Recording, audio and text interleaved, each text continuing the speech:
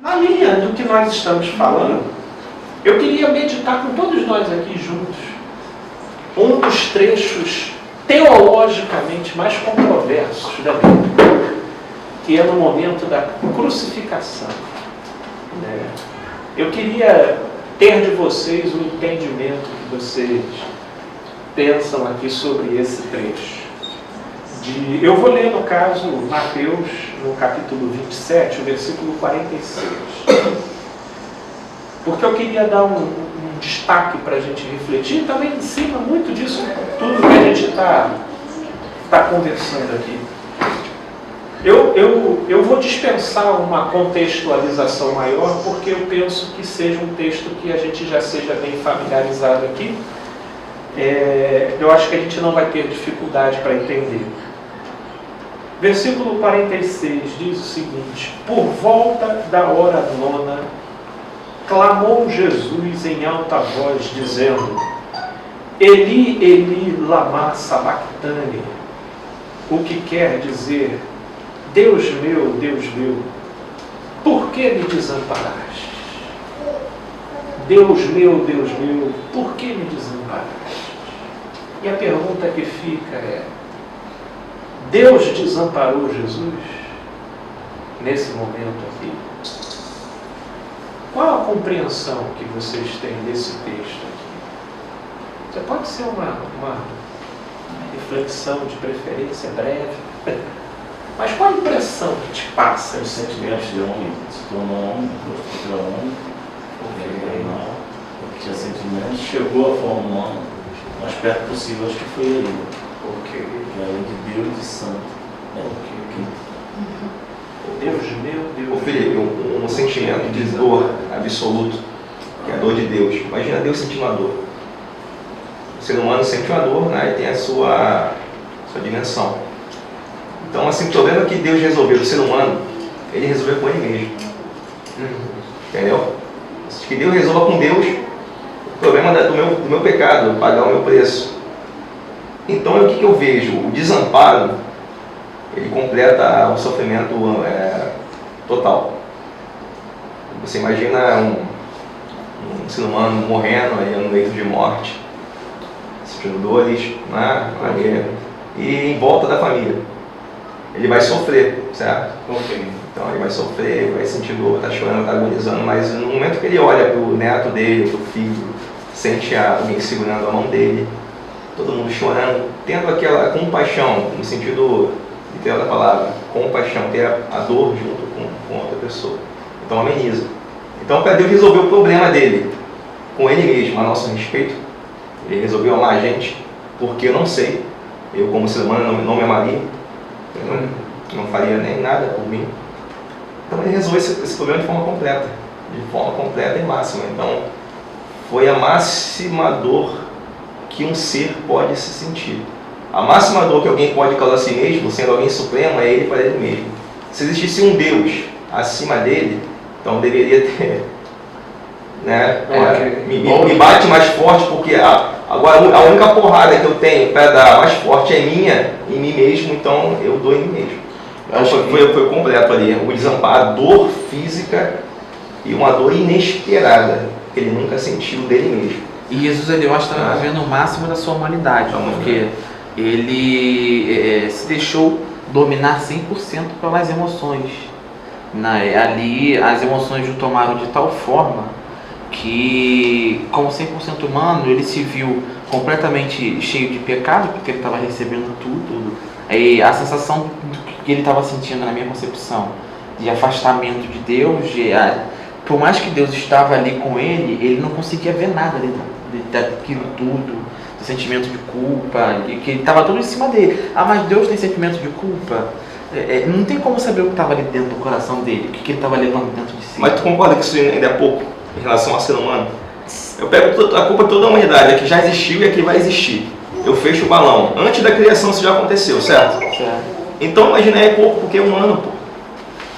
É pouco, é humano.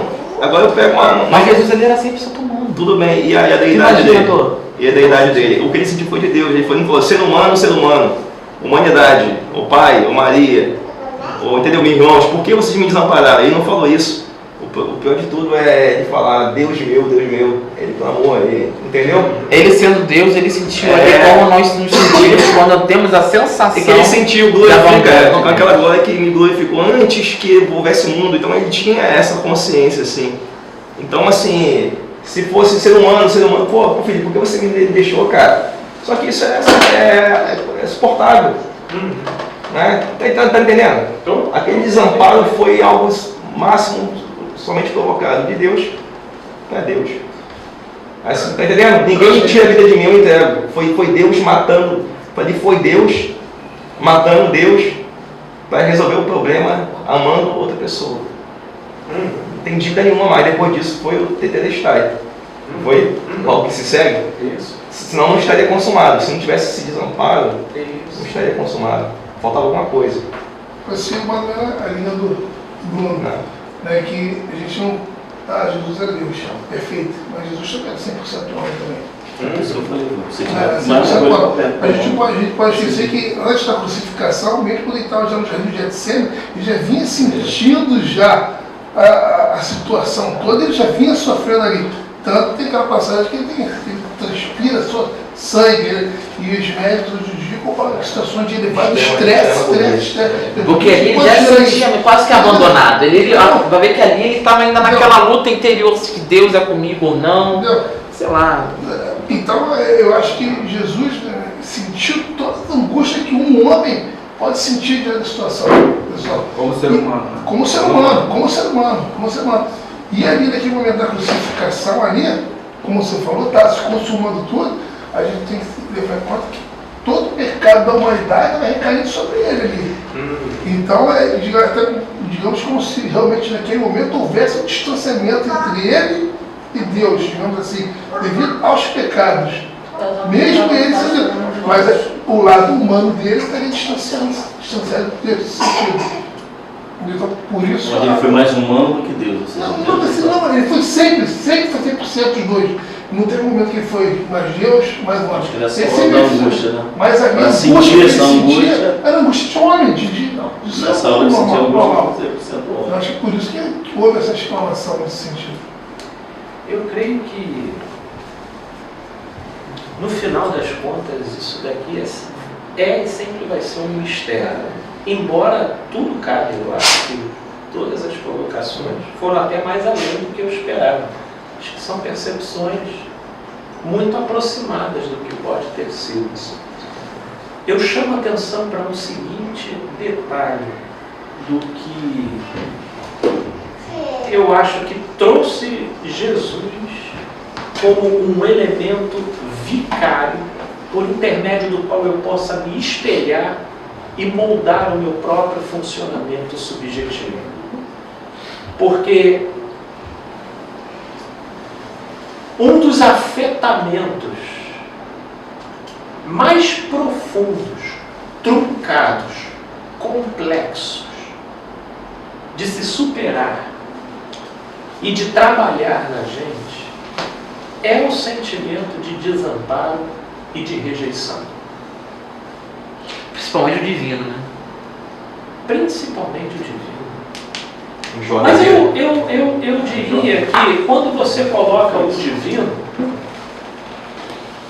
de uma certa forma você já está especificando um viés por intermédio do qual o desamparo pode se desdobrar. Eu quero pegar o desamparo como conceito, como uma ideia que abarca as mais diversas vivências de desamparo que todos nós tivemos. Só que o que eu quero chamar a nossa atenção é que, atestado por essa experiência de Jesus, é possível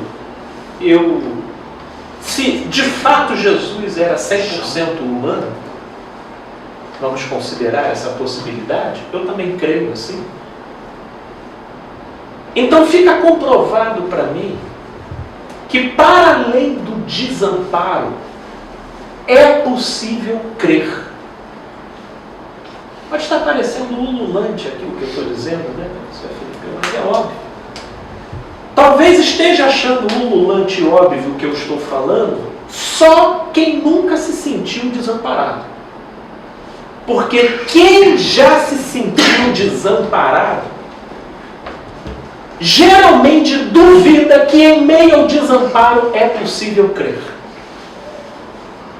É possível crer. E eu queria chamar a atenção para o fato de que Deus meu, por que me desamparaste? Na verdade, é uma afirmação de fé, de ternura, de carinho, mesmo diante daquilo que era sentido e percebido como desamparo. Como desamparo. Existe um milagre acontecendo aqui e sendo oferecido como experiência, como possibilidade de vir a ser para todo aquele que crê. De que toda a propriedade de confiança, autoestima, ousadia, e que te confere uma propriedade mínima nos seus engajamentos na vida, todos eles decorrem do fato de que, de alguma forma, psicologicamente, você se sente amparado por algo ou alguém. Seja o seu ambiente familiar, seja os seus pais, seja sua família, seja o seu emprego, seja o salário que você tem, seja a sua saúde. A sua saúde. Tem gente que fala, eu confio na minha saúde. Né? Tem diversos elementos, seja os bens que você possui, seja o grupo religioso na qual você pertence. Eu agora pertenço ao Caio Fábio, entendeu? Seja, a gente vai desenvolvendo inúmeros amparos, né, Cocô? A gente vai desenvolvendo inúmeros amparos psicológicos, porque são eles que vão balizando a nossa ousadia. Mas agora, manter a confiança, a ternura. Minha aqui, ó. A confiança, a ternura e a credulidade em meio ao desamparo, esse é o desafio. Esse é o desafio. Quando a Dandara fala comigo, por que esse tipo de coisa acontece comigo estando sóbrio? Porque, de uma certa forma, a gestão da nossa vida interior demanda da gente sobriedade o tempo todo. O convite do Evangelho é um convite para a gente largar o piloto automático o máximo que a gente puder e transformar tudo na gente em arbítrio. Em arbítrio. É aí que entra, por exemplo, o malefício dos hábitos que a gente vai desenvolvendo na vida. Por um lado é bom a presença dos hábitos. Mas por outro lado, os hábitos vão submetendo a gente a certos automatismos que frequentemente são quebrados pelo prorromper de forças irracionais que tomam conta do nosso comportamento e assustam a nossa consciência. Meu Deus, como é que isso apareceu aqui? Como é que eu fui agir assim? Porque, pela lei do menor esforço, a gente acaba se entregando aos nossos hábitos e aquilo vai tornando a vida um tanto quanto funcional e a gente se distrai em relação a forças totalmente presentes, operantes dentro da gente e que a gente só se dá conta ou quando você passa por uma situação como essa, tanto quanto é com o nosso físico. Você só lembra que tem o dedinho do pé quando você passa por uma quina e... Nossa, aquele dedinho ganha uma centralidade na sua vida extraordinária. Psicologicamente é a mesma coisa.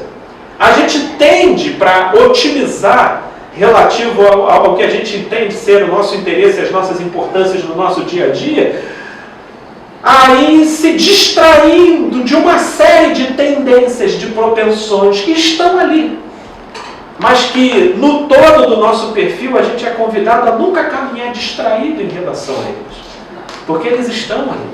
Vou levar mais azeite, né? Mais azeite. Bota azeite, né? Isso, para você caminhar desperto. Agora, de tudo isso que eu estou falando, é tudo muito plausível. Em geral, a gente só perde o argumento quando, no final das contas, nós estamos num contexto de desamparo, que envolve rejeição, que envolve solidão, que envolve a sensação de não estar acompanhado, de não estar validado, protegido, amparado por algo ou por alguém. Geralmente, nesse contexto emocional, psicológico, a gente se lança ao desespero. Ao desespero. Aí a gente entra na questão da falta. Aí a gente parte para uma série de buscas compensatórias. Geralmente a gente compensa esse tipo de vivência com o ressentimento. Tem a raiva de uma série de pessoas, de coisas. Consegue ver como que, quando a fé se estabelece para além da sensação, isso preserva a sua sanidade? Isso é um desafio para todos nós. Deus meu, Deus meu, Deus meu, Deus meu, Deus meu, Deus meu, por que me desamparaste? Quem que no momento de desamparo fala Deus meu? A gente já começa com ofensa. Seu safado, por que tu me desamparou? Consegue ver que nós somos pura reatividade? Não devia ter acreditado nisso nunca. Nunca. Inclusive uma leitura psicológica que Jung fez de Jesus foi de que Jesus constatou na última hora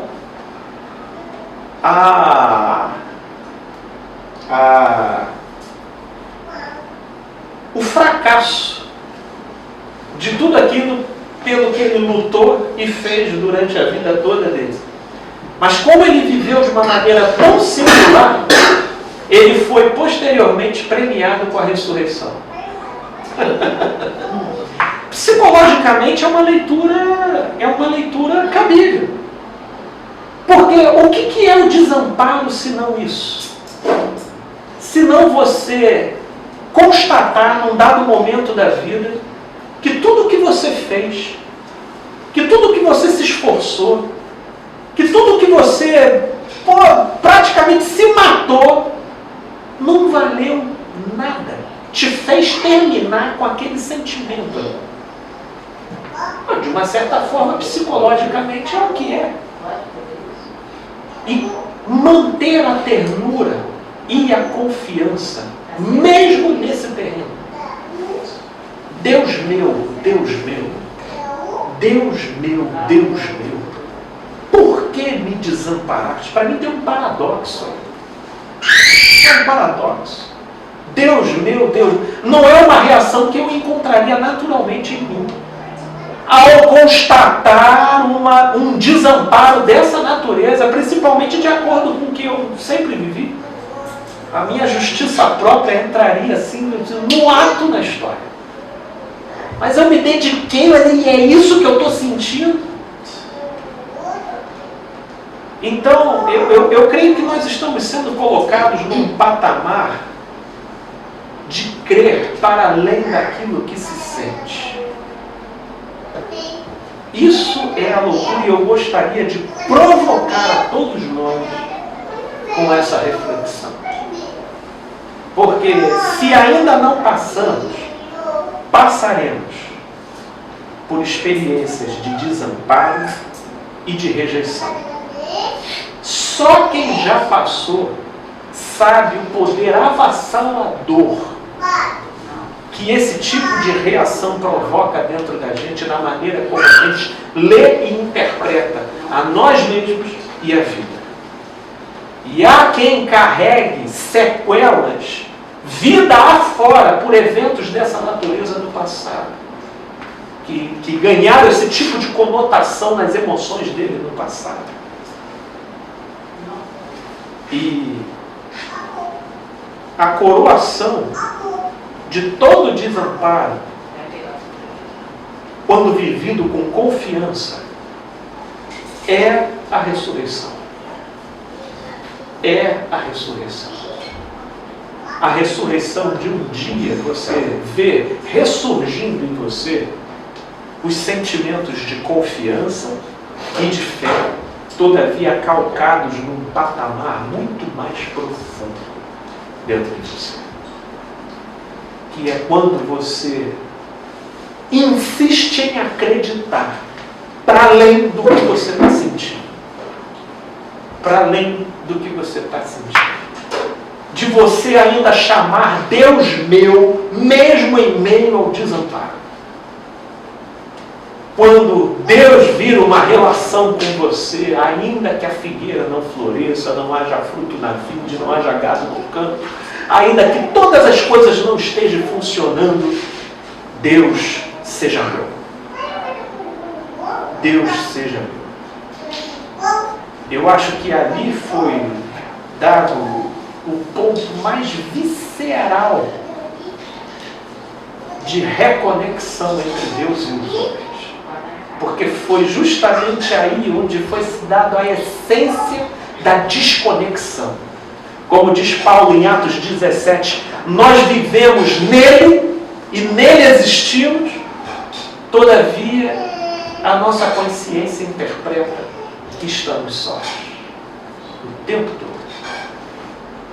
E os efeitos disso na alma são perturbadores, porque vão produzindo toda sorte de sintomas. Toda sorte de sintomas.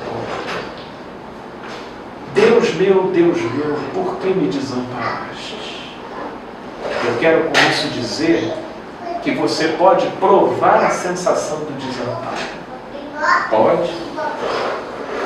E, conhecendo a presente ordem de coisas do modo como nós conhecemos, eu nem preciso ser profeta para dizer que você vai viver. A gente vai passar por isso. Mas isso não te leva, ou pelo menos não precisa te levar a entender que Deus não é mais seu. Porque é nesse olhar que o Evangelho resgatou a conexão. Deus meu, por que me desamparaste? Para logo em seguida, Pai, a Ti entrego o meu espírito. Consegue ver que a conexão está presente em detrimento da sensação. Em detrimento da sensação. E para além disso, para cima disso, é que eu quero provocar a nossa reflexão, para que caminhemos sóbrios em todos os sentimentos. Porque é em nome desses sentimentos que inclusive a religião manipula. Se ele está se sentindo desamparado, a religião ela cria um cenário onde você, seguindo um determinado protocolo, você consegue resgatar a sensação de amparo. Psicológico. Tudo psicológico. Manda uma bomba caindo em todas as igrejas aí para você ver quais são as espiritualidades que se sustentam. Isso é o que a gente chama de espiritualidade mediada pelos recursos humanos e não pela fé. Porque pela fé é Deus meu, por que me desamparaste? O desamparo está presente, mas o Deus é meu. O Deus é meu.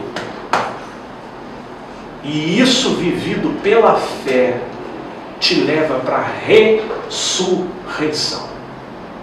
Ressurreição dos sentimentos, ressurreição de uma alma saudável e de uma percepção muito mais equilibrada da realidade.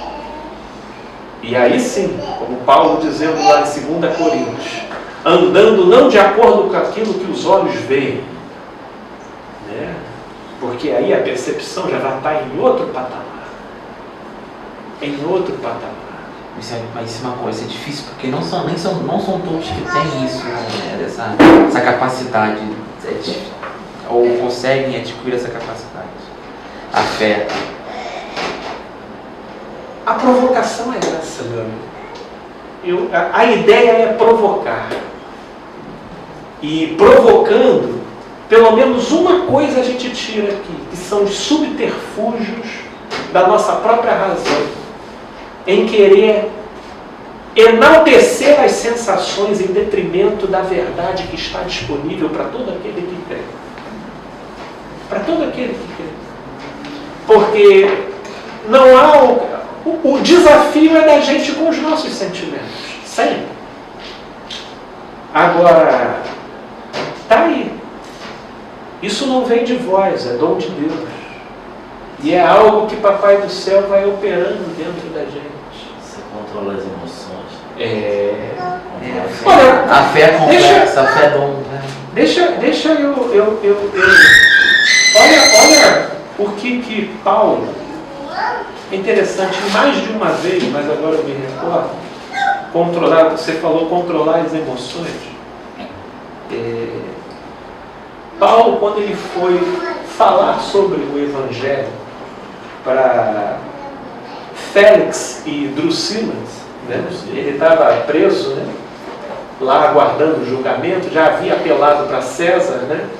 E enquanto isso ele estava virando o entretenimento dos políticos ali em Cesareia, que estavam ali se alternando para ir conversar com ele, né? Ele ia cantando, então iam centuriões, iam todo mundo lá conversar com Paulo. E aí, ó, mas sabe o que Paulo conversava acerca disso com eles? Ó, dissertando acerca da justiça, do domínio próprio e do juízo vindouro. Falar do Evangelho é disso daqui que Paulo fala. Acerca de justiça, que não é conforme a nossa justiça. Né? Falar sobre a justiça da graça é uma injustiça para a nossa justiça. Já começa por esse ponto. E ele falava do domínio próprio. Do domínio próprio. Esse é um dos maiores benefícios do Evangelho na gente. Meu amigo, você pode falar tudo. Frequenta igreja, dá dízimo, foi batizado, carrega a Bíblia debaixo do braço, anda com uma indumentária impecável e tudo mais. Nunca foi isso aqui que Paulo discursou. Nunca foi isso aqui que Paulo discursou. E mais de uma vez aqui. Justiça, domínio próprio e juízo vindouro. Porque, na verdade, o Evangelho, ele opera para os frutos do Espírito. Quais são os frutos do Espírito? Domínio próprio. Um deles é o domínio próprio. Fidelidade. Como é que você vai produzir aqueles frutos sem você Isso aí é caminhar? o Espírito, pô. O pecado, a justiça e o juízo. Né? Ele replicava. Não, ele replicava aqui, né? Só aquilo que é necessário. Só o que é.